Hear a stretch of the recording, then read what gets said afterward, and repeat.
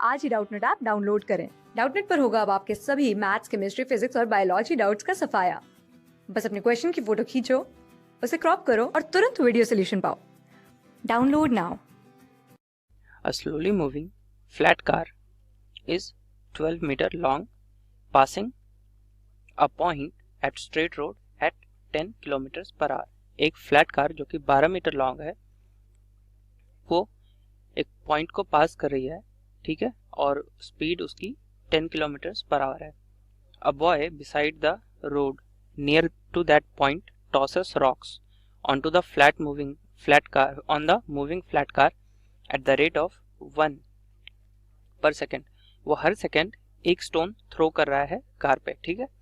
तो number A part जो है, if the first rock just hits the front edge of the car, अगर एक जो सबसे पहला रॉक है वो कार के जस्ट फ्रंट पे अगर गिरता है, ठीक है, तो कितने रॉक्स कार पे गिरेंगे, ठीक है, हमें ये निकालना है. और number B, how many rocks will fall on to the car if the car begins to accelerate at 5 meter per second square just as the first rock hits the car, ठीक है.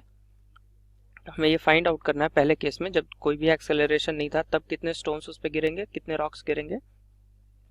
और दूसरे केस में हमें ये find करना है कि पहले रॉक के गिरने के बाद जैसे ही वो 0.5 मीटर पर सेकेंड स्क्वायर से एक्सेलरेट करना शुरू करता है तब कितने स्टोन्स उस पे गिरेंगे, ठीक है. तो आइए देखते हैं.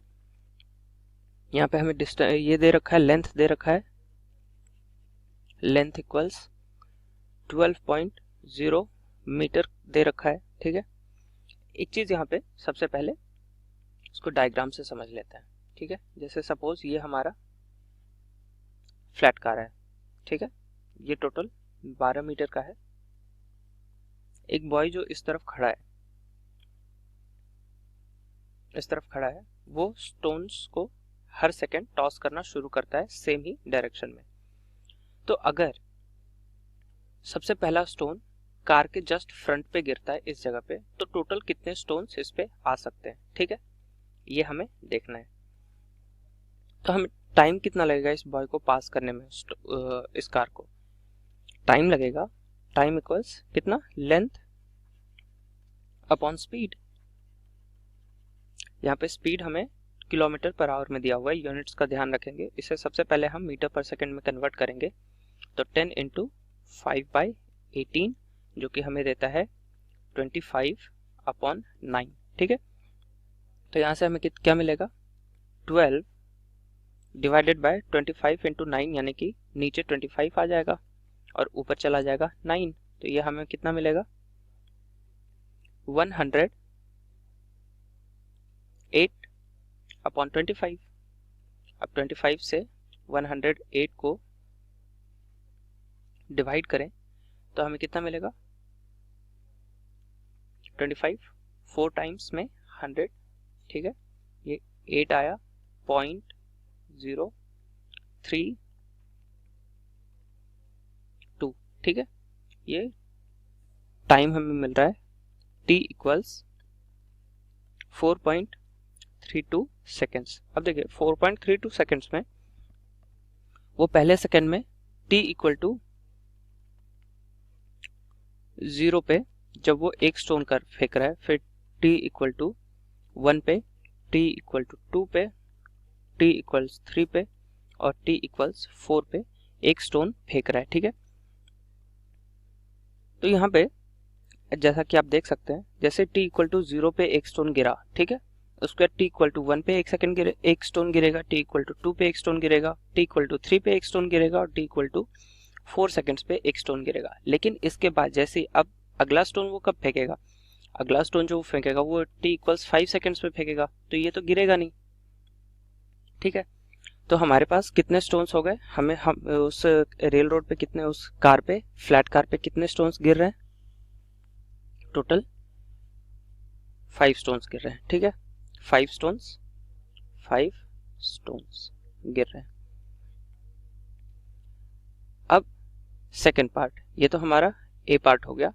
Now B part.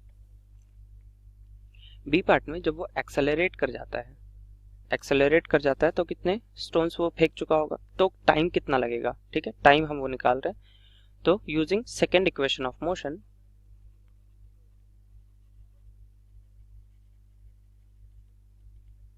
s equals ut plus half at square, ठीक है। s कितना है हमारा 12 है, ut कितना है 25 अपॉन 90 प्लस a कितना है हाफ है, ठीक है, यानी कि t स्क्वायर अपॉन 4। इस इक्वेशन को जब हम ये करें सॉल्व करें तो हमें कितना मिलेगा 9t स्क्वायर प्लस 100t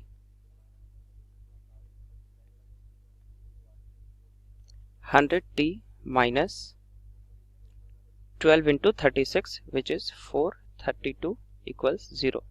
जब टाइम की वैल्यू निकालेंगे तो टाइम की वैल्यू आएगी -100 plus minus root under of 10,000 plus 15,552 ये प्लस कैसे आया 4 इंटू 4 AC होता है, ठीक है, 4 into 9 which is 36 into minus 432 जो कि प्लस में हमें 15,552 देता है अपॉन 2A ये करेंगे तो 2 इंटू 9 हो जाएगा यहाँ पे, ठीक है। 18 मैं डायरेक्ट 18 लिख देता हूँ अपॉन 18, ठीक है। इससे टाइम की हमें दो वैल्यूज मिलेंगी, एक पॉजिटिव एक नेगेटिव। पॉजिटिव और नेगेटिव वो कितने कितने आते हैं मैं बताता हूँ। इसका रूट जो होगा वो ऑलमोस्ट 159.84 आएगा, ठीक है। तो -100 प्लस 159.84 अपॉन 18 और -100 माइनस 159.84 अपॉन 18 ये वैल्यूज आई। तो ये वैल्यू तो लेंगे नहीं हम टाइम का, क्योंकि टाइम नेगेटिव हो नहीं सकता। यहाँ से जब हम देखें तो t इक्वल्स कितना आ रहा है 59.84 अपॉन 18, ठीक है। इसकी वैल्यू हमें ऑलमोस्ट मिलती है 3.32। अब देखिए जैसे पहला हमें क्वेश्चन में क्या दे रखा है, हमें क्वेश्चन में दे रखा है कि जैसे ही पहला रॉक उस पे गिरता है, ठीक है, कार पे गिरता है, वो एक्सेलरेट करने लग जाता है। तो पहला जैसे ही हुआ, पहला स्टोन गिरा, उसके बाद 3.32 सेकंड्स लगेंगे, ठीक है। तो एक ऑलरेडी था और फिर 3 सेकंड्स के लिए हर सेकंड एक एक स्टोन गिरेगा, तो 1 + 3 = 4। तो फर्स्ट केस में 5 स्टोन्स गिर रहे थे, सेकंड केस में 4 स्टोन्स उस कार पे गिर रहे थे। So this concludes our question. Class 6 से 12 से लेके नीट, IIT, JEE मेंस और एडवांस के लेवल तक 10 मिलियन से ज्यादा स्टूडेंट्स का भरोसा। आज ही डाउनलोड करें डाउटनेट ऐप या व्हाट्सएप कीजिए अपने डाउट्स 8400 400 400 पर।